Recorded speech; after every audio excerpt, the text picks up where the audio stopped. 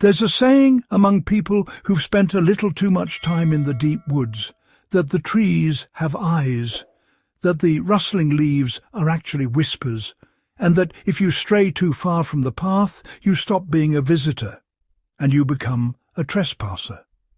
But what happens when the woods decide they want you gone? Tonight, we're digging into bone-chilling stories from the psychological hell of total isolation, where your own mind becomes a cage, to terrifying encounters with things that should only exist in nightmares.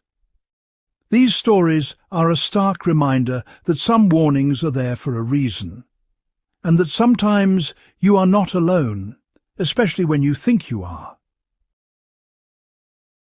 Our first story comes from a viewer named Alex. Alex always considered himself a seasoned outdoorsman, or at least he used to. He's a lifelong scout, the kind of guy who knows his way around a map and compass better than most people know their own neighbourhood. For him, the wilderness wasn't something to fear. It was a complex system with rules he'd spent years learning. It was like a mechanic who knows every single part of an engine. He understood how it all worked together, and that confidence, he'd later realize, was his first mistake. In late autumn of 2019, Alex set out on a solo, week-long trek through a remote patch of national forest in the Pacific Northwest. This wasn't some casual stroll on a well-marked trail. This was deep country, where you can hike for days without seeing a single soul. It was exactly the challenge he craved. He planned his route perfectly, marking waypoints on a map and programming them into his GPS, just in case. He packed for every possible problem, or so he thought. The first 2 days were perfect. The air was crisp, the fall colours were stunning, and the only sounds were his own footsteps and the distant call of birds. He felt totally in his element, a man in charge, moving through a grand, indifferent landscape. The feeling was freedom.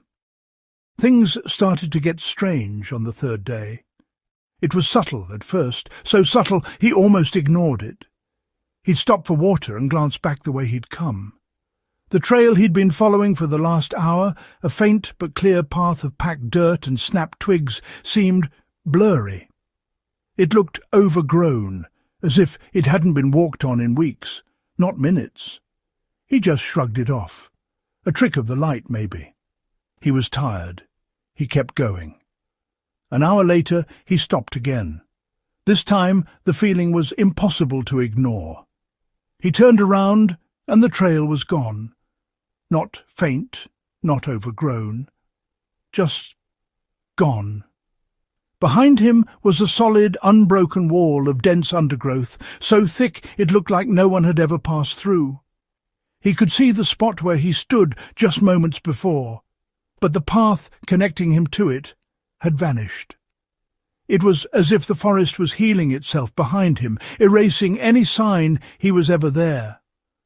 A knot of pure dread tightened in his stomach. This wasn't right. He pulled out his compass. The needle just spun lazily, refusing to point north. He tapped it on his palm, still spinning. Fine. He pulled out his expensive GPS, his trusty backup. The screen flickered, then showed a message he'd never seen. Satellite signal not found. It was like a key you've used 1,000 times, suddenly refusing to turn in a familiar lock. Panic, cold and sharp, began to crawl up his spine. He took a deep breath. The sun was getting low. He'd make camp. And in the morning, with a clear head, he'd use the sun to get his bearings and backtrack. He was still in control. But as he set up his tent, the normal sounds of the forest at dusk began to feel wrong. The birds sounded just a little off-key, like a familiar song played with one dissonant note that makes your skin crawl. The rustling of animals in the brush sounded heavier, more deliberate. He told himself it was just paranoia. his mind playing tricks on him. He built a small fire against the suffocating darkness, but the feeling of being watched was overwhelming. It was a physical weight, a pressure all around him. Sleep didn't bring any relief. He had vivid nightmares of being lost in a shifting labyrinth of trees, the path constantly disappearing right in front of him. He jolted awake dozens of times, and each time the woods were wrapped in a profound, unnatural silence. The kind of quiet that isn't just an absence of noise, but a presence of its own, like the heavy air in a room after a bitter argument. Just before dawn, he heard a sound that made his blood run cold. It was a whisper coming from all directions at once, and it was his own voice, whispering his name over and over. "Alex! Alex! You're lost!" He shot bolt upright in his sleeping bag, his heart hammering his ribs. He unzipped the tent and looked out. Nothing. Just the black wall of trees against the dark sky. It had to be a dream, a hallucination from the stress and exhaustion. But the voice, it had sounded so real. When morning finally came, the sun was hidden behind a thick, grey sheet of clouds. So much for navigating by the sun. His map was useless without a compass or landmarks, and every direction looked exactly the same. The forest had become a monotonous, disorienting sea of green and brown. He was officially terrifyingly lost. He spent the next 2 days just wandering. The horror wasn't one big event, but a slow, grinding erosion of his sanity. Like water dripping on a stone, each small, weird event wore down his confidence until it finally cracked. The forest itself felt hostile. Thorny vines snagged his clothes as if they were reaching for him. Roots hidden under the leaves seemed to trip him on purpose, and the whispers kept coming back, random and maddening. Sometimes it was his name, other times it was his own thoughts whispered back at him. He'd think, and a moment later a rustling whisper would drift from the trees. He started talking to himself, then yelling at the woods, his voice raw. The forest would just swallow his shouts, or worse, mimic them. He'd scream, "Where am I?" And a distorted echo of his own voice would shriek back, "Where am I?" It wasn't a natural echo bouncing off a canyon wall. It was more like the forest was a parrot, mocking him from just a few feet away. By what he guessed was the 5th day, his food and water were gone. He was weak, confused, and on the verge of a complete breakdown. He stumbled into a small clearing with a single ancient tree in the centre. Its bark was black and gnarled into shapes that looked like screaming faces. A wave of disgust washed over him, and he turned to leave, only to find himself walking back into that same clearing an hour later. He was in a loop. That was the moment he broke. The realization that he wasn't just lost, he was trapped. The forest was toying with him, like a cat toying with a mouse before the final pounce. He fell to his knees in front of that monstrous tree and screamed, a long, ragged, hopeless sound of pure terror. And then the forest screamed back. It wasn't an echo. It was a perfect, instant copy of his scream, but deeper, more powerful, and it came from every tree, every leaf, every inch of the ground. The entire world vibrated with the sound of his own despair, amplified 1,000 times. He clapped his hands over his ears, but the sound was already inside his head, in his bones. It was the sound of the forest mocking him, wearing his own voice like a mask. Alex's next memory is waking up in a hospital. A search party had found him 15 miles off his planned route, in a direction he swears he never went. He was emaciated, dehydrated, and suffering from severe exposure, his legs covered in deep scratches. For the first few days he was incoherent, muttering about whispering trees and disappearing trails. The official report said it was a classic case of a hiker getting lost and succumbing to panic. The malfunctioning gear, the hallucinations, all explained away by stress and dehydration. But Alex knows what he experienced. He doesn't hike anymore. He can't even stand the sound of rustling leaves. He says it didn't feel like he was lost in the woods, but like he was being digested by them. The forest let him go, but not before it had its fun. It left him with one chilling certainty. Some places don't want you there, and they have ways of making you leave. If you thought losing your mind in the woods was terrifying, what happens when the thing you're running from is all too human? The psychological horror of being lost is one thing, but the deliberate, calculated evil of another person, far from any hope of help, is a different nightmare entirely. Before we get to that, if you're finding these stories as unsettling as I am, do the strange, dark and mysterious thing and hit that like button. It really helps the channel and lets us know you want more of this. We're pushing for our next big subscriber milestone, and we can only do it with your help. So if you haven't yet, please consider subscribing and turning on notifications. This next story comes from a viewer named Ben, and it taps into a fear that a lot of campers have, a hostile encounter where there are no locks, no cops, and no one to hear you scream. A few years back, Ben and his girlfriend Maya went on their first big camping trip together. They were looking for true seclusion, a spot deep in a national forest, hours from the closest city.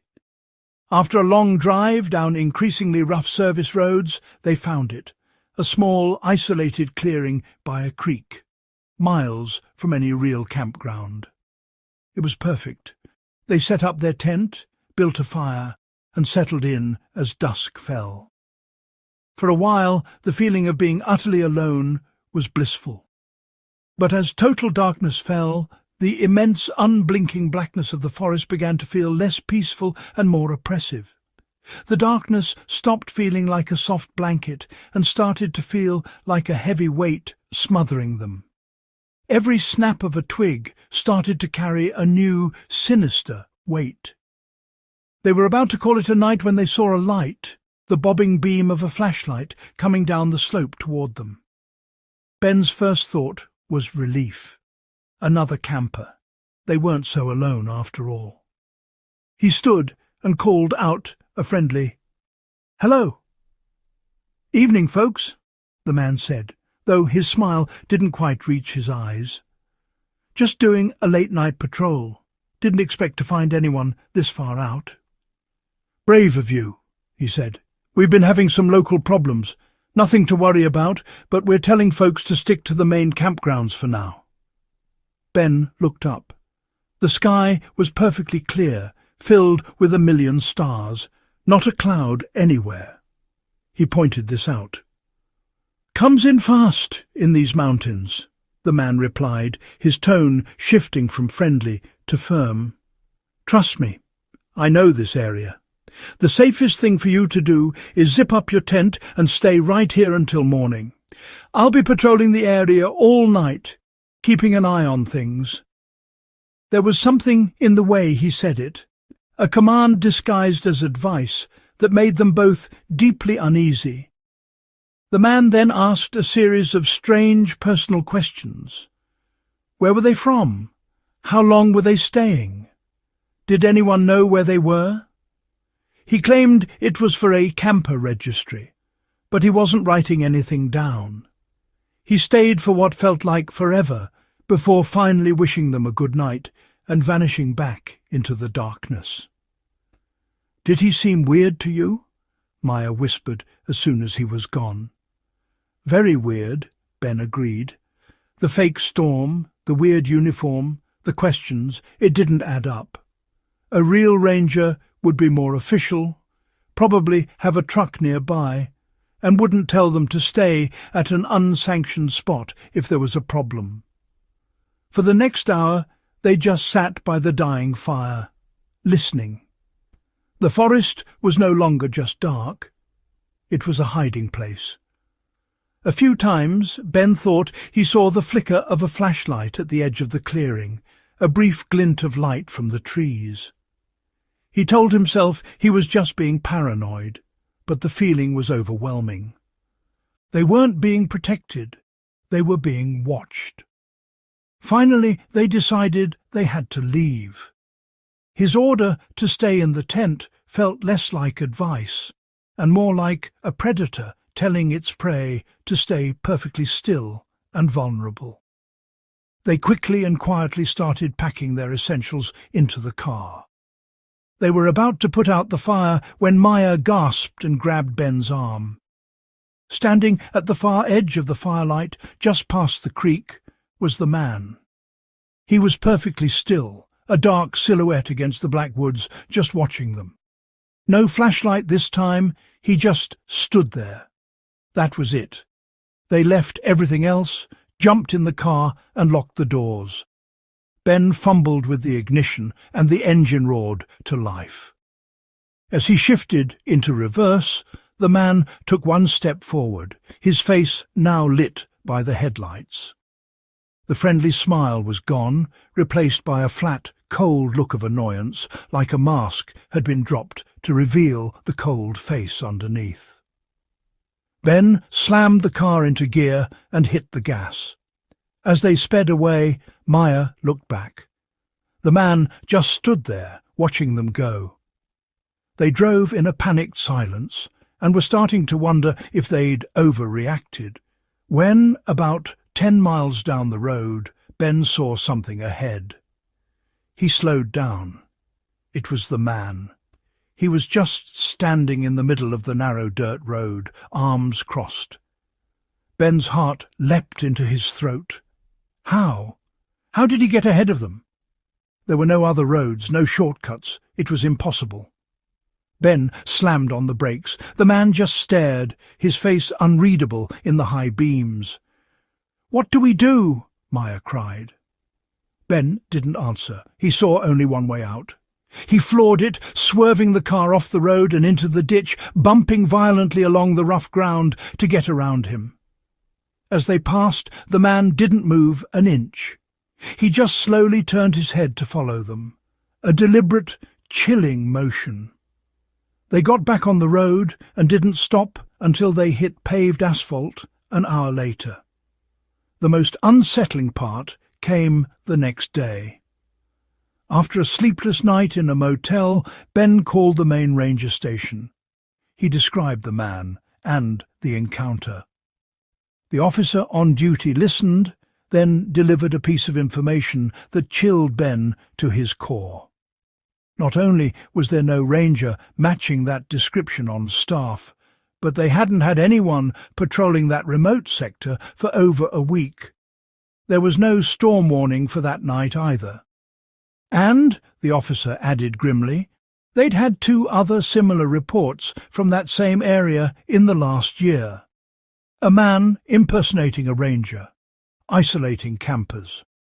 But no one had ever been hurt, and the man always vanished before police could arrive. Ben and Maya never found out who that man was or what he wanted. Was he a thief, waiting for them to fall asleep? Or was he something worse? All they know is that they had willingly placed themselves in a cage, and the only thing that saved them was ignoring the orders of the man pretending to be their keeper. A strange man in the deep woods is one thing, but what if the thing watching you isn't a man at all? Our next story comes from a group of friends who went looking for game and found something that breaks all the laws of nature. A tale that blurs the line between an animal encounter and a local legend that should have stayed buried. This story comes from 4 friends. We'll call them Mark, David, Sam and Chris, who had an annual tradition, a week-long hunting trip in the Appalachian Mountains.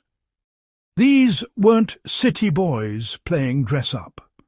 They were experienced hunters who grew up in the country and respected the wilderness. They knew the rules of the woods and they knew the animals, or so they thought.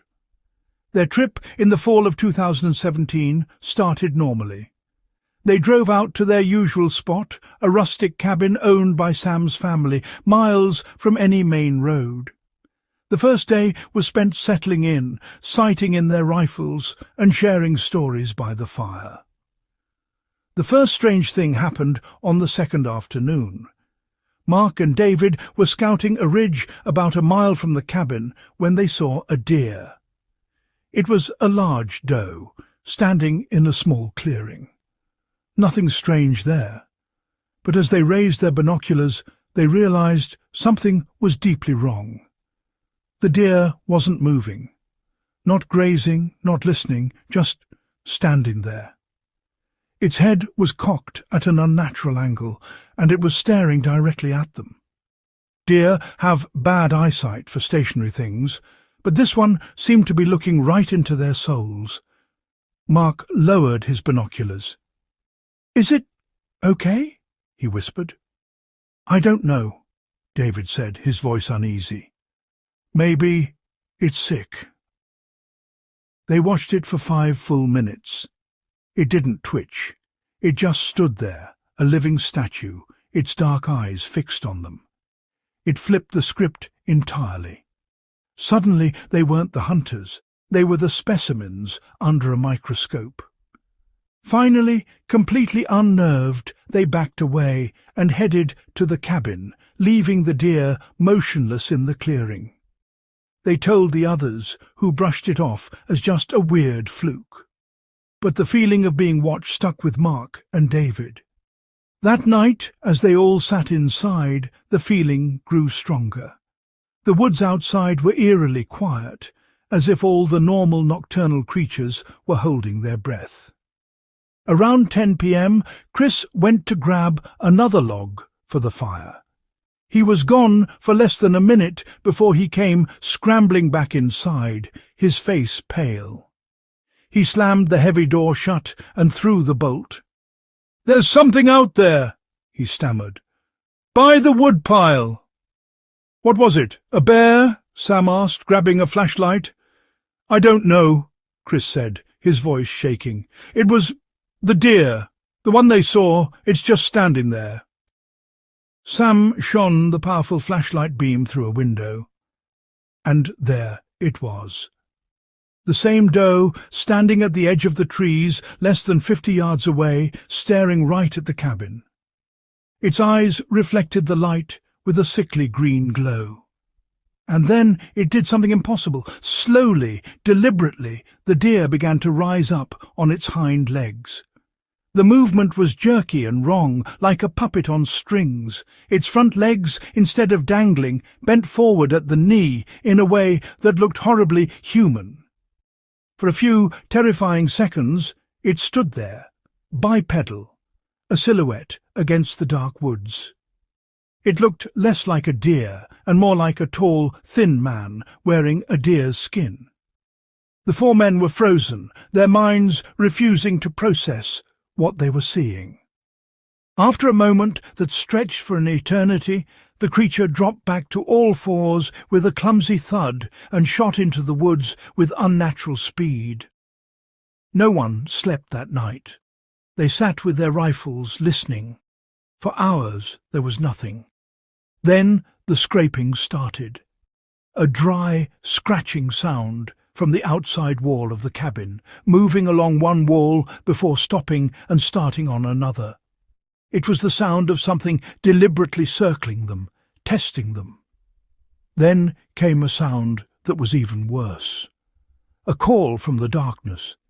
It started as a low bleat, like a deer, but it twisted and warped into a sickening imitation of a human voice trying to sound like an animal. It was a guttural, wet sound, filled with a mockery that felt intelligent and purely evil. The absolute peak of their terror came around 3 a.m. Sam was peering through a small window in the cabin's loft. a good 12 feet off the ground. He let out a choked gasp and stumbled backwards, falling to the floor. "What is it? What did you see?" Mark yelled, rushing to him. Sam could only point, his face a mask of horror. David, either the bravest or most foolish, climbed the ladder and cautiously peered out. His face went white. Pressed against the glass, distorted and nightmarish, was the deer's face. Its neck was stretched to an impossible length to reach the high window. Its eyes, now faintly glowing on their own, stared right at him. And its mouth was open, revealing not the teeth of an herbivore, but rows of small, sharp, needle-like points. Without thinking, David raised his rifle and fired. The window exploded. The thing outside shrieked, a sound that was not animal and not human, but a high-pitched fusion of both, and they heard a heavy crash as it fell and thrashed away into the undergrowth. What followed was a frantic, terrified escape. They didn't wait for sunrise. They threw their gear into the truck in the dark, hands shaking. As they drove away, their headlights swept across the side of the cabin. There, leading up to the shattered loft window, were deep scrape marks in the log walls. And on the ground below they saw tracks. Some were the cloven hoof prints of a deer, but mixed in with them were other prints that were longer, deeper, and looked horribly, undeniably, like bare human feet. They never went back to the cabin. They never told anyone outside their group, convinced no one would believe them. They'd gone into the woods looking for an animal and found a monster. The Appalachian Mountains are ancient and full of legends. The Wampus Cat, the Raven Mocker. The friends don't know what they saw. Some wonder if it was a cryptid known online as a not deer or something far worse. All they know is that it was intelligent, it was hateful, and it was not a part of the natural world. Some things in the woods just don't make sense. They blur the line between animal and myth, between the natural and the supernatural. That story leaves so many questions. Let me know in the comments. What's the strangest animal behaviour you've ever personally witnessed? I'm always curious to hear your own unsettling encounters. Now for our final story, a tale that comes directly from a viewer who learned firsthand that some warnings aren't just stories, they're memories etched into the land itself. And sometimes the most terrifying thing isn't a monster you can see, but a presence that just wants you gone. Our final story is the most personal, and in many ways the most chilling. It was sent in by a viewer named Chloe, and it's about a piece of land that's been in her family for over 100 years. A sprawling property in a forgotten corner of rural Pennsylvania, with an old farmhouse and a dark, dense stretch of woods. For as long as she could remember, there was one simple, unbreakable rule. You don't camp in those woods. Ever. Her grandfather, a man of few words, would never explain why. He'd just say the land was soured, or that there are memories in those trees that are best left undisturbed. For a young, adventurous Chloe, this sounded less like a warning and more like a challenge. It was like seeing a big, red, "Do not press" button. The warning itself was the invitation. The woods were beautiful, and the mystery was an irresistible pull. When she was 22, long after her grandfather had passed, she decided to finally break the rule. She told herself it was a way of connecting with her family history. Armed with a new tent and a stubborn sense of invincibility, she drove out to the old property one Friday in early October. The woods were even more imposing up close. The old-growth trees grew so close together their canopies blocked out the sun, plunging the forest floor into a constant twilight. The air was still and heavy, but Chloe was determined. She found a small clearing and set up her camp.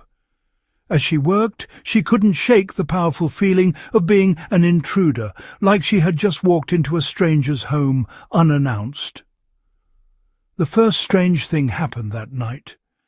She woke up around 2 a.m., and as she unzipped her tent, her headlamp fell on a small, neat pyramid of 5 smooth black stones sitting just a few feet away. She stared, confused. She was positive they hadn't been there when she went to sleep. She had cleared that exact spot herself. Shaking her head, she kicked the pile over, dismissing it as a weird prank by local kids, even though she hadn't seen another person for miles. The next day, she went for a long hike to shake off the unease. The woods were unnervingly silent. No birds, no squirrels, just the crunch of her own feet on the leaves. When she got back to her camp that afternoon, her heart sank. In the exact same spot there was another pile of black stones. This time there were 10. A cold dread began to creep in. This wasn't a prank. It was too deliberate. It felt less like a prank and more like a carefully written note left on her pillow for her to find. That night, sleep was impossible. She lay in her tent, listening. And that's when she heard the whispers. It started so faintly she thought it was just the wind. But the air was dead still. It was a low, constant murmur, like a distant crowd, with no discernible words. It seemed to be coming not from any one direction, but from the ground itself, crawling under her skin. The next morning she woke up shivering. There were 2 new things to terrify her.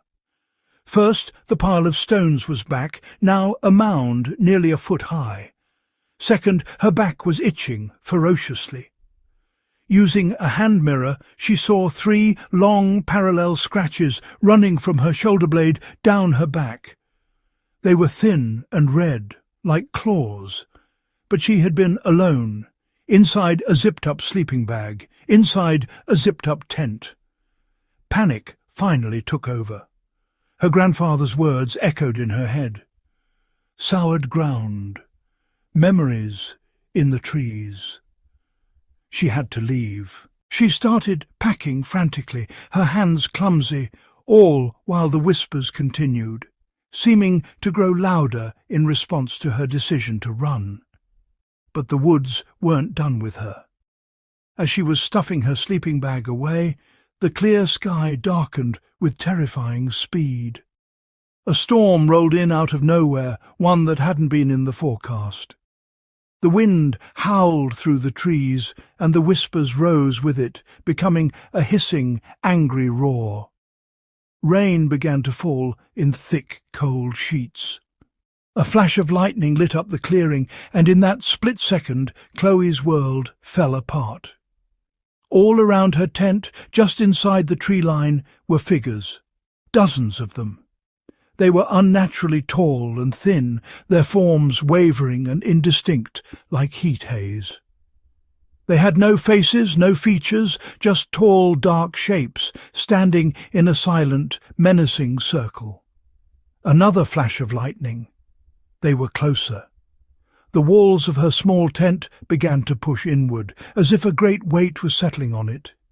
It felt like hands, dozens of them, pushing from all sides, as if a giant were slowly closing its fist around the tent. The fabric groaned. The whispers were a roar now, inside her head, screaming at her to get out. In a final burst of adrenaline, Chloe slashed through the tent with her pocket knife and scrambled out into the storm. She ran. She didn't look back. She felt phantom hands grabbing at her jacket, their touch icy cold through the rain. She ran blindly through the dark, twisted woods, the chorus of enraged whispers chasing her every step. She finally burst from the tree line and collapsed onto the lawn of the old farmhouse. She scrambled to the porch, her hands shaking so badly she could barely get the key in the lock. Once inside, she slammed the door and collapsed, sobbing. The whispers stopped abruptly at the edge of the woods, as if held back by an invisible fence. After 2 days, she worked up the courage to call her great-aunt, the only one left who remembered her grandfather well. And the story came out. It wasn't a legend. It was a tragedy. In the 1920s, during a bad influenza outbreak, that patch of woods had been used as a makeshift quarantine camp. Dozens of people died there, miserable and alone, and were buried in unmarked graves. The family had never been able to build or farm on that land. Animals refused to go near it. Anyone who spent time there reported strange sounds, feelings of deep sorrow and anger, and the sensation of being watched by a crowd of resentful eyes. The spirits, or the memory of the land, as her aunt called it, weren't evil. They were territorial. Like someone sleeping who just wants to be left alone, their initial nudges are gentle, but they grow more aggressive if you keep disturbing them. The stones were a warning. The whispers were a request. The scratches and the final terrifying assault were the consequences for not listening. Chloe's family didn't own that land, her aunt explained. They were its keepers. And the only rule was to leave the woods to the whispers. Chloe was just the latest to learn, the hard way, why that rule existed. The woods don't just have eyes, they have memory. They hold on to the past, the pain, the tragedy, the anger, and sometimes they push back. From trails that erase themselves, to men who hunt people instead of animals, to legends that refuse to die.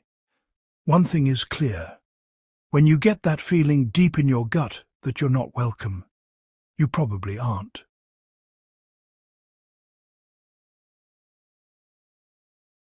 Biologist Alex Richardson adjusting his equipment.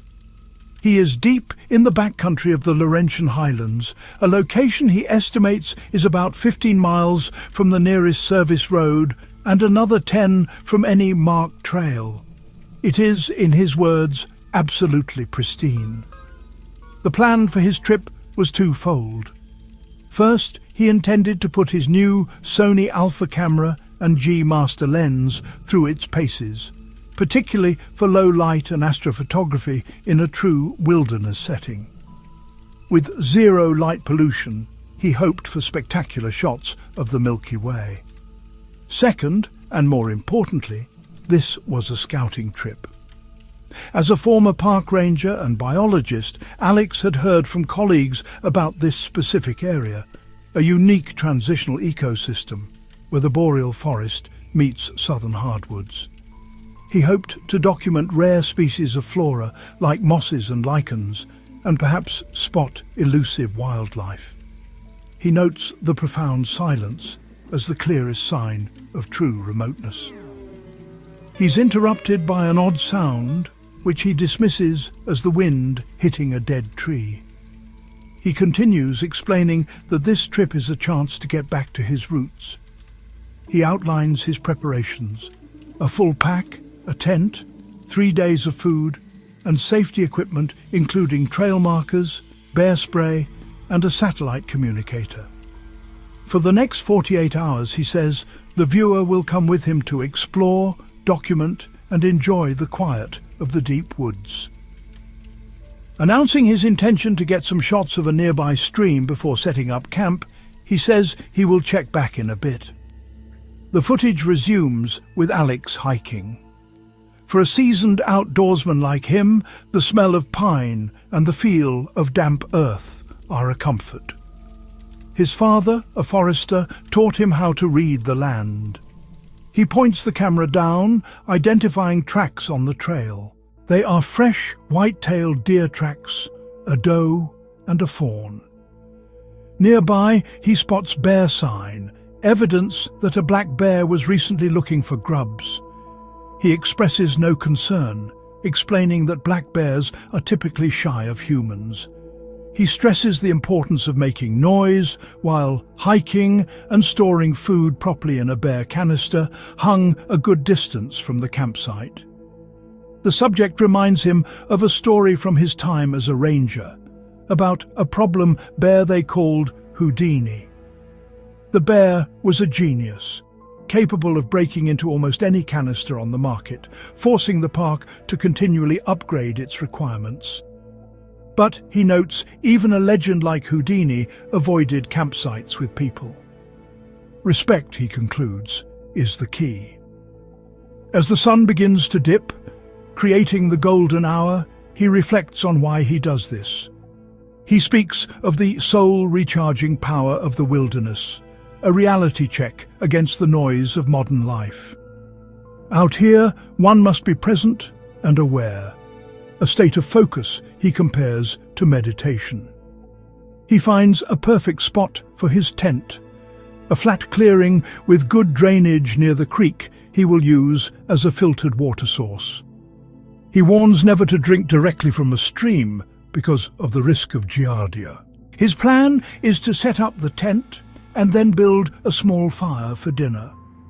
Though he usually avoids fires when solo to leave no trace, the unexpected chill and the psychological comfort of a flame persuade him. While working, he recounts some of the legends from these woods. He mentions the silly campfire stories loggers and trappers told about fearsome critters, like the hide-behind, which was always just out of sight, and the agripelta, an ape-like beast that threw branches at people. But he also touches on darker legends, like that of the Wendigo from Algonquin tradition. He explains it as a spirit of starvation, said to possess those who resort to cannibalism. The resulting creature is described as gaunt, unnaturally tall, with glowing eyes and long claws, capable of mimicking human voices to lure victims deeper into the woods. He acknowledges it as a cautionary tale, but admits that, alone in the dark, one can understand how such stories begin. His tent is now set up. "Home sweet home for the night," he says, before turning his attention to the fire. Another sound interrupts him. It sounded like a large tree limb coming down, but there's no wind, and it was close, very close. He reasons it must be a deadfall, but a sense of unease is apparent. He notes how the forest sometimes goes completely still, a phenomenon some say occurs when a large predator is moving through. The paranoia, he remarks, is his cue to get the fire going. With his camp established and a dinner of dehydrated beef stroganoff prepared, Alex settles in for the night. The sky is clearing beautifully, promising a good night for star shots. But as darkness falls, the forest transforms. His world shrinks to the circle of firelight, and his imagination begins to run wild. He finds himself thinking of the old stories, of the hide-behind and the Wendigo. Then he hears it, a sound he cannot identify. A low, guttural chattering or clicking that doesn't match any animal he knows. Hello? Is someone out there? This is private land. He decides to keep the camera running, hoping its infrared capability might capture what he cannot see. He tries to rationalize the sounds, but the feeling of being watched is overwhelming. His father's words, "The woods have eyes," meant as a reminder to be respectful, now feel chillingly literal. He silences himself to listen. Another sound pierces the silence, a grotesque mimicry of a bird call, unlike any bird that would be active at night in this region. It sounds like something is trying to be a bird, but failing.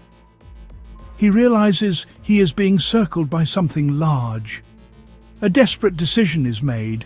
He must abandon the camp. He grabs the camera, his satellite phone, his pack and a water bottle, intending to make a desperate run for the service road in the dark. It is better, he reasons, than waiting in a trap. The camera footage becomes chaotic as he flees. His headlamp and the camera's light are his only sources of illumination. He says that the creature is following him, no longer trying to be quiet, but keeping pace with him, toying with him. Through the camera, he catches a fleeting glimpse. On the recording, his panicked voice describes a tall, thin, skeletal figure. "It's real," he gasps. He becomes lost, unable to find the trail markers he left. He's turned around and terrified by the creature's impossible speed. He tries to hide, praying he wasn't seen, but he was. His voice trembles as he realizes it saw him. It's coming. The footage stabilizes. Alex has found refuge in an old, dilapidated trapper's cabin, hoping the thick wood walls will offer protection until sunrise. His voice is filled with despair as he questions why this is happening. He recalls the warnings from old park rangers to stay off-trail in the highlands, warnings he had dismissed as superstition. He thought he knew better.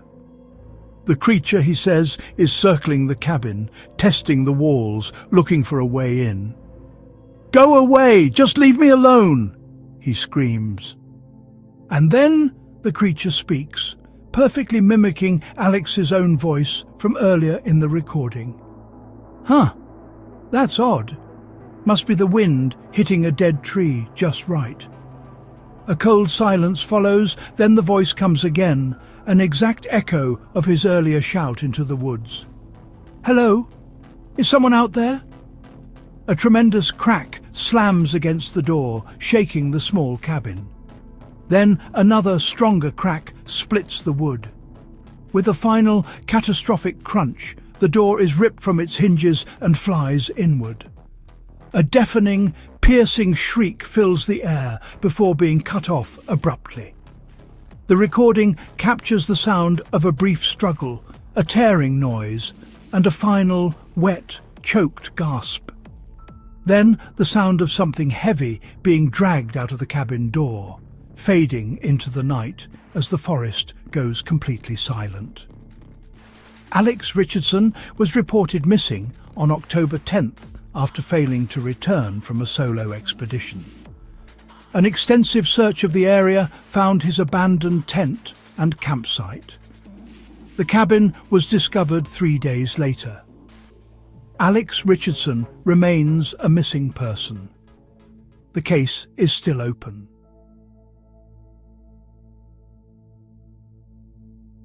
Every park ranger gets survival training. We learn how to handle bears, find lost hikers, deal with wildfires.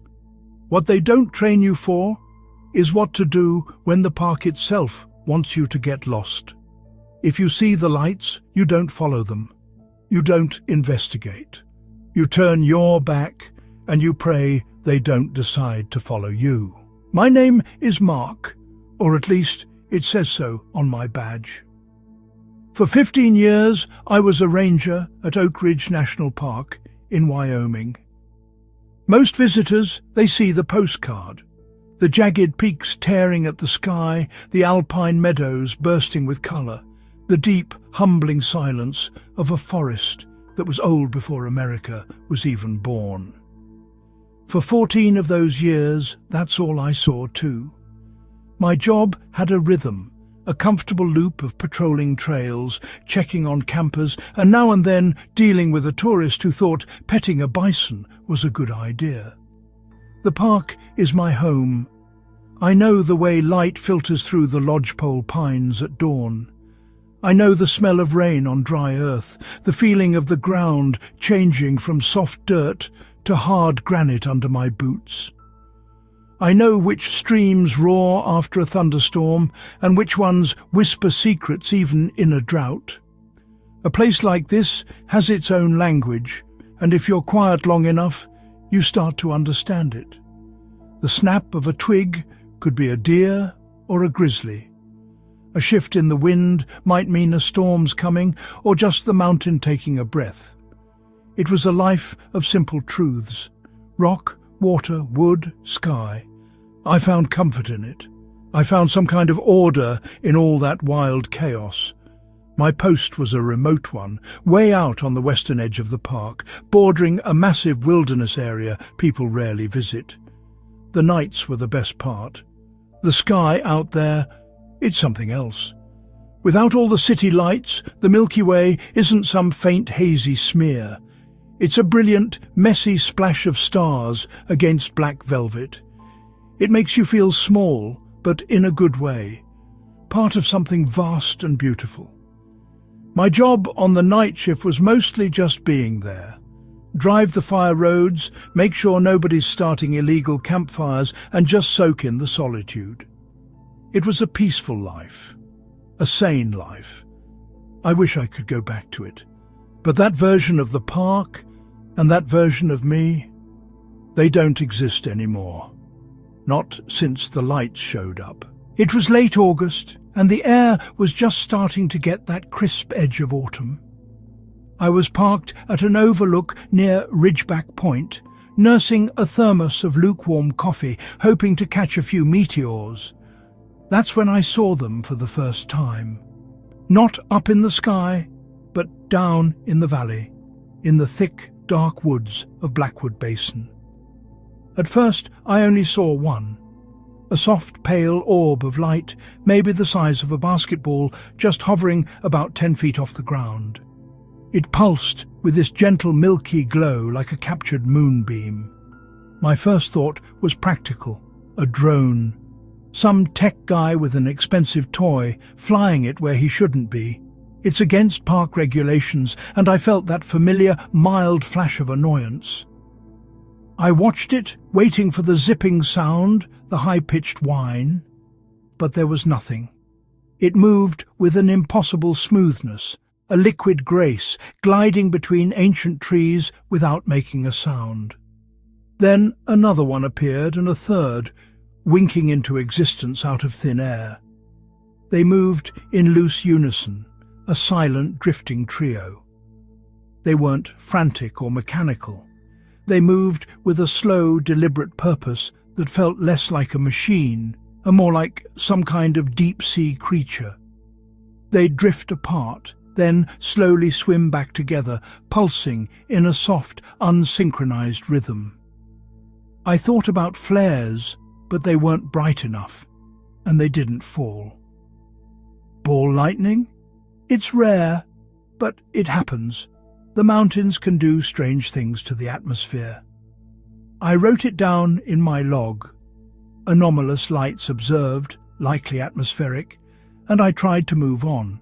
But I couldn't shake the feeling that I hadn't been watching a weather event. It felt like I'd been watching something alive. A week later, people started disappearing. First, a family of 4, the Hendersons.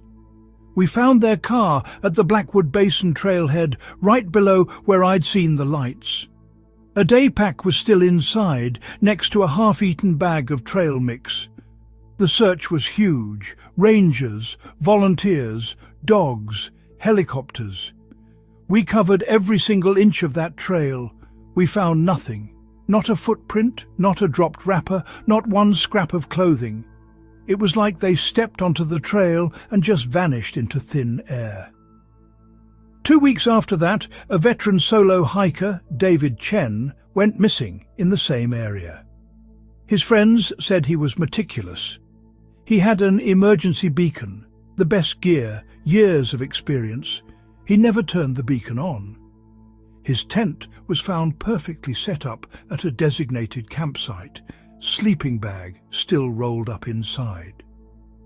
He was just gone. You could feel the unspoken panic start to ripple through the staff.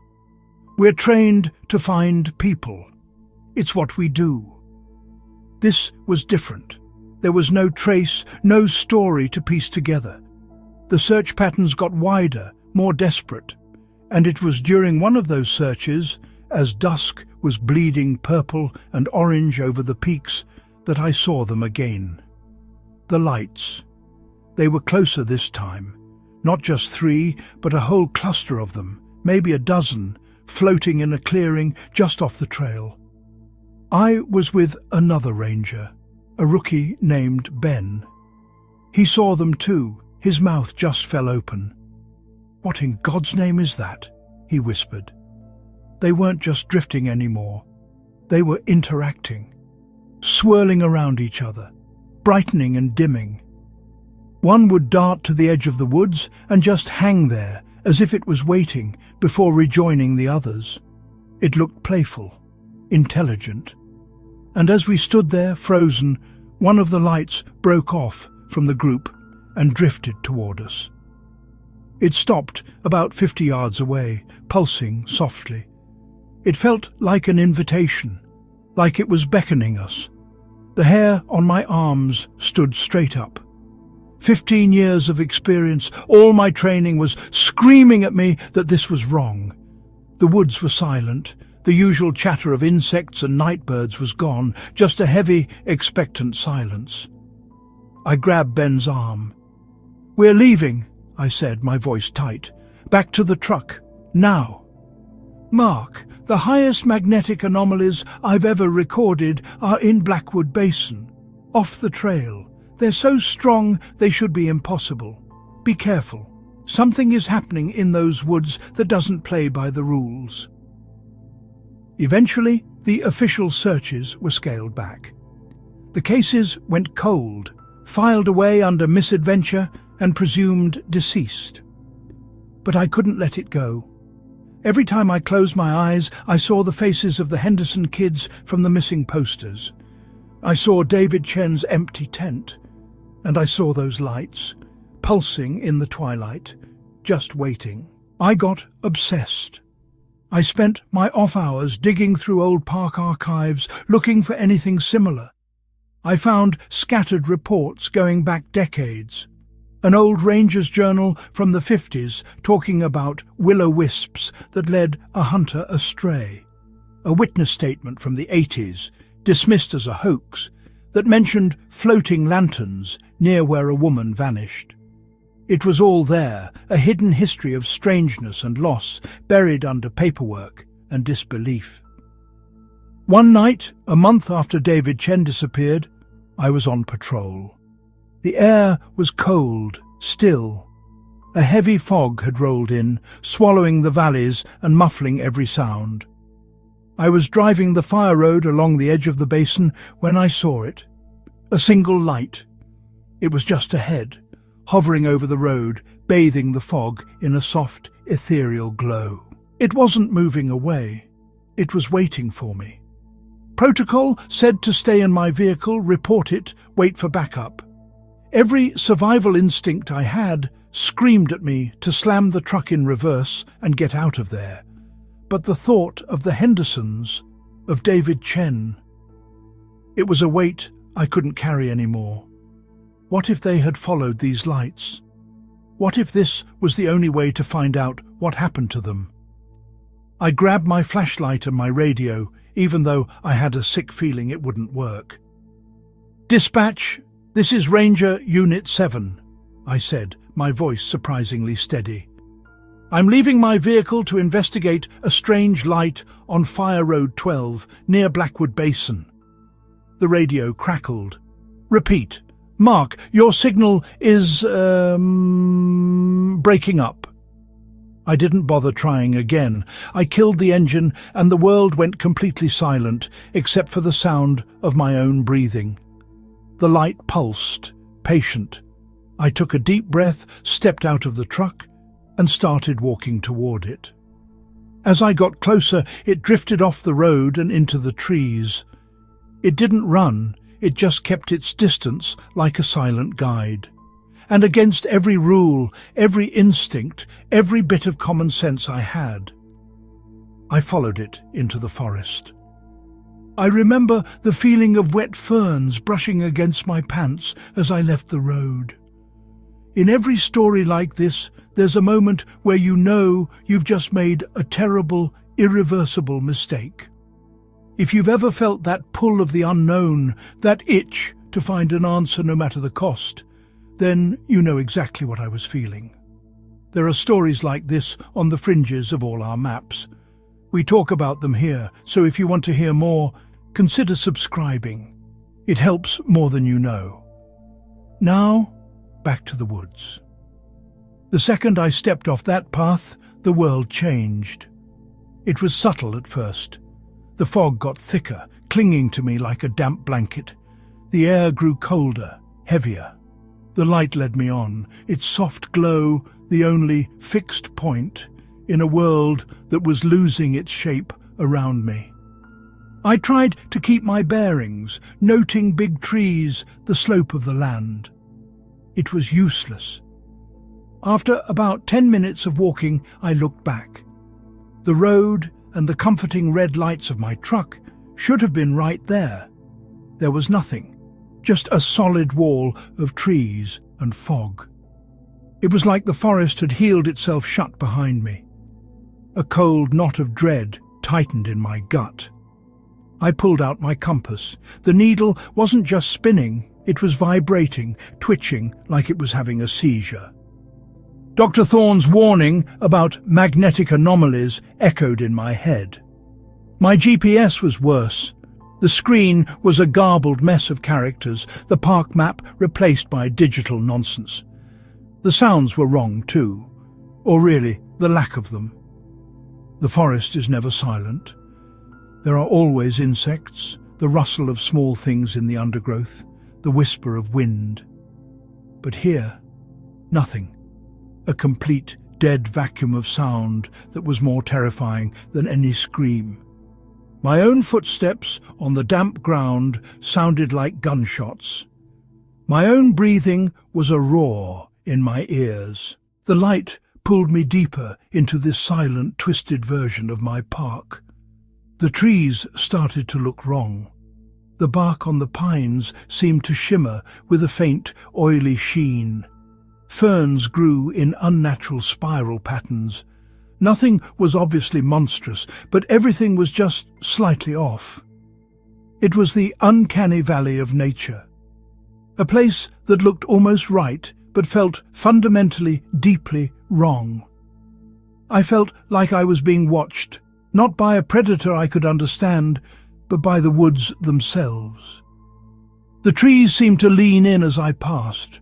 The ground felt like it was trying to hold onto my boots, but I pushed on, driven by a morbid, terrified curiosity. I had to see where this went. I had to know. The light ahead pulsed brighter, as if to encourage me, and led me toward a dark split in a rock face I'd never seen before, a place that wasn't on any map I'd ever studied. The light slipped into the narrow opening. The air that drifted out was cold and smelled of damp stone and something else. Something faintly electric, like the air after a lightning strike. With my heart hammering my ribs, I squeezed inside. The passage opened into a huge cavern, but it wasn't dark. The entire chamber glowed with a soft internal light coming from the walls themselves. The rock was shot through with veins of some crystalline material that pulsed with the same pale, milky light as the orbs. And the orbs were everywhere. Dozens of them, drifting lazily through the cavern like specks of dust in a sunbeam. And then I saw them, the missing people. They weren't dead. I wish they had been. The Hendersons were near the center of the cavern, huddled together like a family. Except they weren't made of flesh and blood anymore. Their bodies were translucent, crystalline. Their clothes, their hair, their skin, all of it transformed into the same glowing mineral that lined the cave. Their faces were frozen in expressions of placid, wide-eyed wonder. A faint light pulsed from inside their chests, in time with the gentle hum that filled the cave. A few yards away stood David Chen, the expert hiker. His hand was outstretched, reaching for a brilliant cluster of crystals on the wall. He was also made of this shimmering living stone, his face fixed in rapturous awe, a man who found what he was looking for at an unspeakable price. They weren't statues. They were becoming part of the place, Their life force was feeding the lights, feeding the cave. As I stood there, paralyzed in horror, the orbs started to notice me. Their slow, lazy drifting stopped. One by one, they turned toward the warm, living thing that had just walked into their home. They started to converge. Their soft pulses quickened, and the low hum in the cave rose in pitch. The light I'd followed from the road floated right in front of me, and for the first time I felt a pressure in my mind. Not a voice. It was a feeling. A pure, raw sense of hunger, mixed with a blissful invitation to join them. Stay, it seemed to say. Become part of the light. Be beautiful, forever. That feeling, that horrible, tempting invitation, is what broke the spell. A wave of nausea and primal fear finally snapped me out of my shock. I turned and I ran. I scrambled back through the narrow passage, rock scraping my sides, the hum of the cavern rising to a shriek behind me. As I burst back out into the fog, I saw the lights were following me. Not just one, but a swarm of them, pouring out of the rock face, moving fast now. Their beautiful glow turned menacing. I ran blindly, crashing through the twisted woods. I didn't need a compass. I just ran away from the light. I fell. I got back up. My face was scratched to hell. My ankle was screaming, but I didn't stop. The forest itself seemed to be fighting me. Roots snaked out to trip me. Low branches whipped at my face. The dead silence was replaced by my own ragged gasps and the high-pitched electronic whine of the lights closing in. And then, as suddenly as it all began, it was over. I broke through a line of trees and stumbled, falling to my hands and knees. The ground felt right again. The air smelled of pine and damp earth. I heard the distant call of an owl. I risked a look over my shoulder. There was nothing. Just the normal dark Wyoming forest. It took me 2 more hours to find the fire road. I was miles from my truck.